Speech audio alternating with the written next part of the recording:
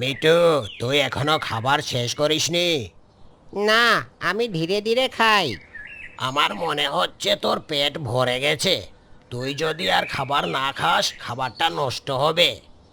আমার এখনো পেট ভরেনি, আমার এখনো খিদে আছে। আরে তুই এমনিতেই অল্প খাবার খাস, বাকি খাবারটা আমাকে দে।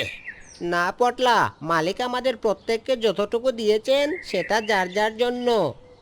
আরে আমি তো একটা কথা বললাম আর তুই এত হিসাব শুরু করে দিলি। আমি তো তোকে চুরি করতে বলিনি। আমি জানি, কিন্তু তোর যদি বেশি খাবার লাগে তুই মালিকের কাছে চাইতে পারিস। মালিকের কাছে চাইলে যদি না দে? তাহলে যতটুকু পেয়েছিস ততটুকুতেই সন্তুষ্ট থাকতে হবে। পটলা, আমি দূর থেকেই সব শুনছিলাম। মিঠু ঠিক কথাই বলেছে। নিজের খাবার শেষ হয়ে গেলে অন্যের খাবারের দিকে তাকানোর অভ্যাসটা ভালো নয়। তুমি তো সব সময় ভালো কথাই বলো, কিন্তু একটা কথা বলো তো, যার কাছে বেশি খাবার আছে সে যদি অন্যকে একটু ভাগ করে দে, তাতে ক্ষতি কি? ভাগ করে দেয়া ভালো, কিন্তু জোর করে নেয়া আর ভাগ করে নেয়া এক জিনিস নয়। আমি তো জোর করছি না, আমি তো শুধু সুযোগ করছি। কিছুই তো বুঝতে পারছি না, কিসের সুযোগ? হ্যাঁ, পটলার মুখে সুযোগ কথাটা শুনে আমার কিন্তু ভালো লাগছে না। কি বলু, তুমি কি এত চিন্তা করছো? হ্যাঁ, আমি চিন্তা করছি না, শুধু ভাবছি তোমার মাথায় যখন এত বুদ্ধি, তখন একদিন সেই বুদ্ধি তোমাকে কোথায় যে নিয়ে যায়। তাই নাকি? তাহলে সেটা দেখার জন্য অপেক্ষা করো।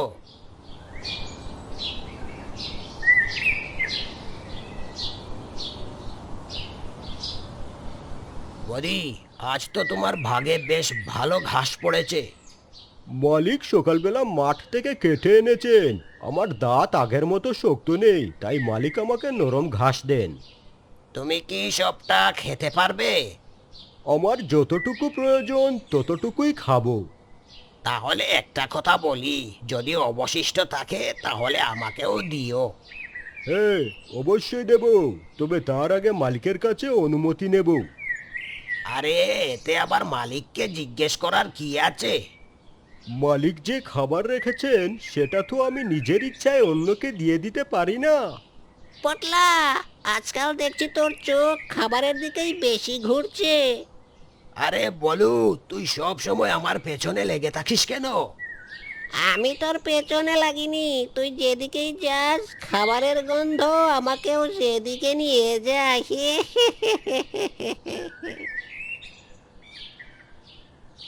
কিছুক্ষণ পর মালিক গোয়াল ঘরে এসে দেখেন পটলা মদির ঘাসের পাশে দাঁড়িয়ে আছে। কি রে পটলা, এখানে দাঁড়িয়ে আছিস কেন? কিছু না মালিক, এই যে ঘাস ঘাস দেখছিলাম। তোরও যদি বেশি খাবার লাগে তাহলে আমাকে বলবি, অন্যের খাবারের দিকে তাকিয়ে থাকার প্রয়োজন নেই। ঠিক আছে মালিক।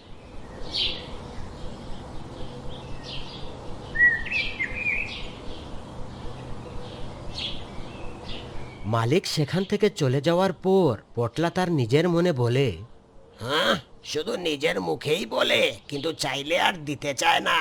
যা করার আমার নিজের বুদ্ধি দিয়েই করতে হবে। সে যখনই ঘাস চুরি করবে বলে চিন্তা করলো, তখনই বলু বিড়াল সেখানে চলে এলো। কি হে পটলা, তুমি কি করতে চাইছো আমি সব বুঝতে পারছি। চুরি করতে গিয়ে যদি ধরা পড়ে যাও তখন কিন্তু বলো না বলু আগে থেকে কিছু বলেনি। চুরি আবার কোথায় করলাম?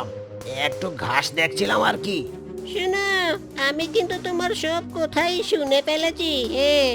তাতে কি হয়েছে? এখান থেকে সামান্য ঘাস নিলেই বা কি হবে? হ্যাঁ, আজ একটু, কাল হয়তো আরো একটু, তারপর তুমি নিজেই ভুলে যাবে কোনটা তোমার নিজের আর কোনটা অন্যের। তুই কিন্তু খুব বেশি কথা বলিস বলু।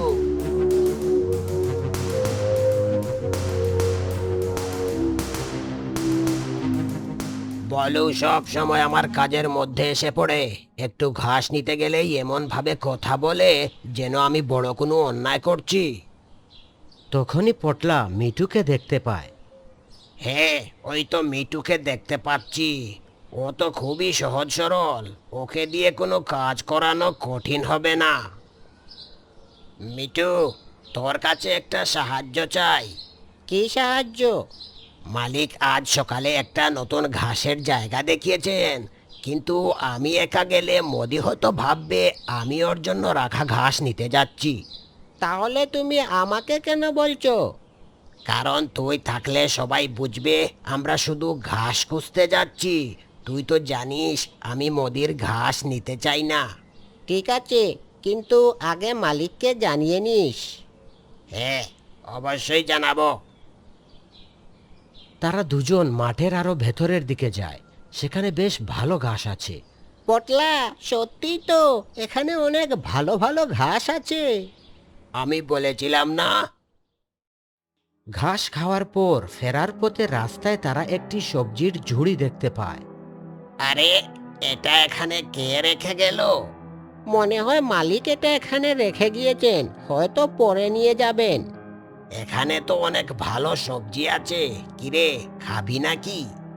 না না, এমন করা যাবে না, এগুলো তো আমাদের মালিকের।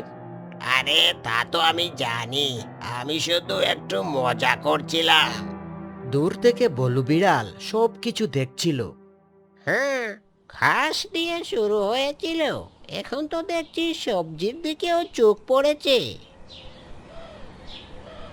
বিকেলের শেষ সময় মোদি মাঠের একপাশে বসে বিশ্রাম নিচ্ছে। মিটু পাশে ঘাস খাচ্ছে। বলুও তাদের আশেপাশে আছে।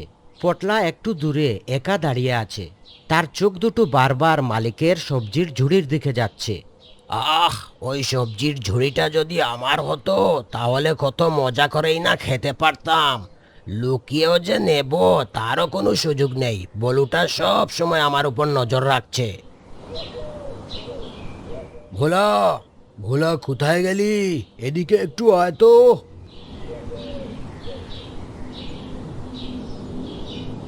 হ্যাঁ, এই তো সুযোগ পেয়েছি। ভোলা মালিকের ডাকে চলে গেছে, আর বলুও আশেপাশে নেই। সুযোগটা এখনই কাজে লাগাতে হবে।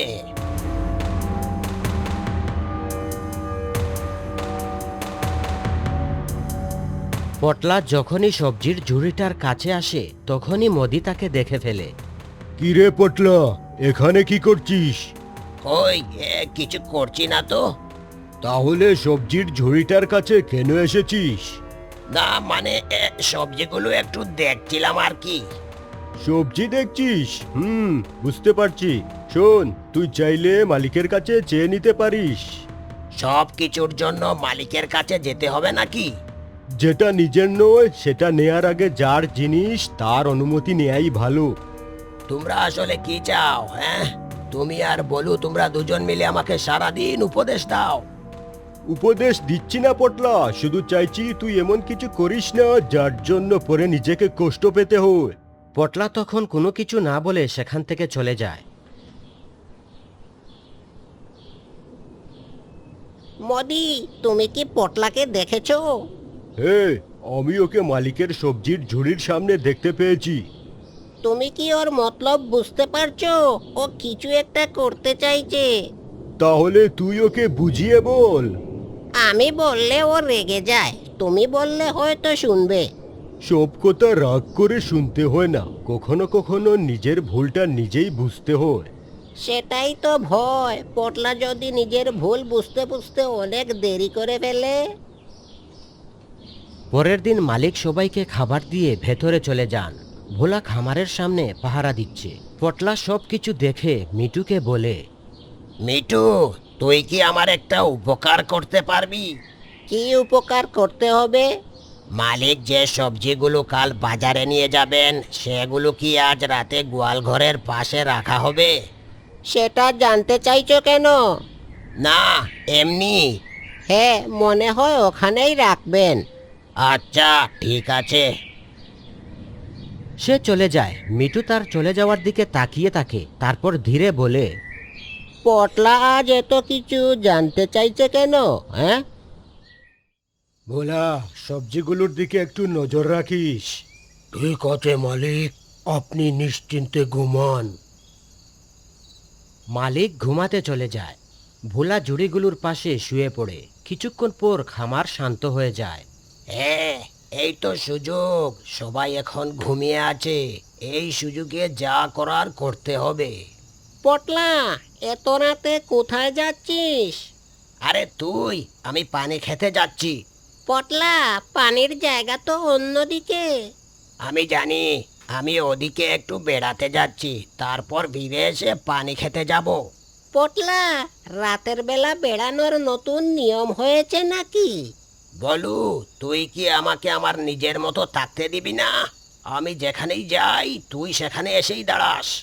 আমি তো তোর পেছনে আসিনি, তুই যেদিকে যাচ্ছিস সেদিকে তো মালিকের সবজি রাখা আছে। তুই কি বলতে চাইছিস? পানি খেতে যাচ্ছিস যা, কিন্তু মালিকের সবজির কাছে গিয়ে কিছু করার চেষ্টা করিস না। পটলা আর কিছু না বলে সেখান থেকে চলে যায়। পরের দিন সকালে মিঠু পটলার কাছে আসে। পটলা, গতকাল রাতে তুই কোথায় যেতে চেয়েছিলি? কেন? বলু তোকে রাতে গোয়াল ঘরের দিকে যেতে দেখেছে। বলু যা বলে সব কি সত্যি? আমি সেটা বলিনি, শুধু জানতে চেয়েছি। আমি শুধু দেখতে চেয়েছিলাম মালিক সবজি কোথায় রেখেছেন। কিন্তু তুই সেটা কেন দেখতে গেলি? সেখানে তো ভোলা পাহারা ছিল। মিটু, আমি জানি তুই আমাকে খারাপ ভাবিস না, কিন্তু সবাই যদি আমার প্রতিটা কাজ নিয়ে প্রশ্ন করতে থাকে তাহলে আমি কি করব? আমি তোকে খারাপ ভাবি না, তাই চাই তুই এমন কিছু করিস না যার জন্য পরে সবাই তোকে খারাপ ভাবতে শুরু করে।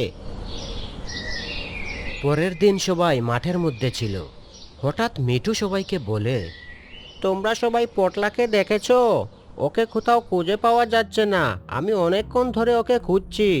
সত্যি তো, কিছুক্ষণ আগেও তো ও এখানে ছিল। হঠাৎ করে ও গেল কোথায়? আমি সকালবেলা একবার দেখেছিলাম, ও একটা গাছের নিচে বসে কি যেন ভাবছিল। আমাদের উপর রাগ করে ও আবার কোথাও চলে যায়নি তো? আমার মনে হয় ও বাড়িতেই গেছে, নিশ্চয়ই ওর কোনো মতলব আছে। তোমরা দাঁড়াও, আমি গিয়ে দেখে আসি।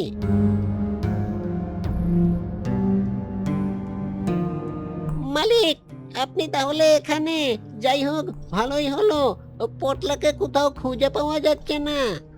কি বলিস এসব? ও তো সব সময় সবার সাথে মাঠেই থাকে। হে মালিক, কিন্তু কিছুক্ষণ আগ থেকেই ওকে খুঁজে পাওয়া যাচ্ছে না।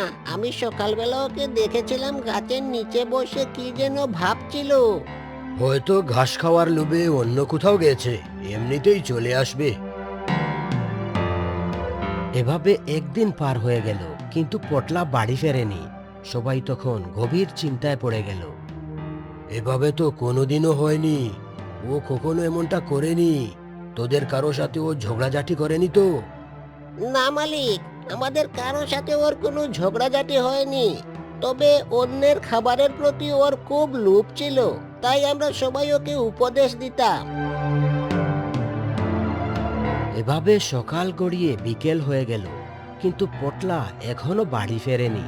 তখনই ভোলা একটি খবর নিয়ে আসে। মালিক, মালিক, পটলার খবর পাওয়া গেছে, সবাই আমার সাথে চলুন। তাহলে এই ছাগলটা তোমার? তোমার ছাগল আমার ক্ষেতের ফসল নষ্ট করছিল, তাই আমি ওকে ধরে রেখেছি। দেখুন, আমি খুব লজ্জিত। আপনার যতটুকু ক্ষতিপূরণ হয়েছে আমি সবটুকুই দেব। ওকে এবার ছেড়ে দিন। ঠিক আছে, এই প্রথমবার তো, তাই ক্ষতিপূরণ লাগবে না। আপনি শুধু ছাগলটাকে একটু দেখে রাখবেন। আজ তোর জন্য আমাকে অন্যের কাছে লজ্জিত হতে হলো। পটলা, আমরা তোকে অনেকবার বুঝিয়েছিলাম, কিন্তু আজ তোর লোভ তোকে এমন পরিণতির দিকে নিয়ে গেল, তোর জন্য মালিকের সম্মান নষ্ট হলো। আমি কেন সব সময় তোকে চোখে চোখে রাখতাম জানিস, যাতে তুই ভুল না করিস, কিন্তু কিন্তু আজ তো সেই ভুলটা করেই ফেললি। আমি বুঝতে পেরেছি তোমরা কেন এতদিন আমাকে উপদেশ দিতে। তোমরা বারবার আমাকে থামাতে চেয়েছিলে, কারণ তোমরা জানতে আমার এই লোভ আমাকে একদিন অনেক বড় বিপদে ফেলে দিবে। আমি ভাবতাম একটু নিলে কি এমন হবে, কিন্তু এই একটু একটু করতে করতে আজ আমি নিজের খামার ছেড়ে অন্যের খেতে চলে এসেছি। আমি তোমাদের কথা শুনিনি, বরং তোমাদের উপর রাগ করেছি। মিঠু, বদি, বলু, তোমরা আমাকে ক্ষমা করো। আজ থেকে আমি একটা কথা মনে রাখবো, অন্যের জিনিস যতই ভালো লাগুক সেটা আমার নয়। নিজের যা আছে তা নিয়েই সন্তুষ্ট থাকা শিখতে হবে। কারণ লোভে যে জিনিস পাওয়া যায় তার চেয়ে লোভের কারণে যে বিশ্বাস হারিয়ে যায় সেটার ক্ষতি অনেক বড়। আমি আর এমন ভুল কখনোই করব না।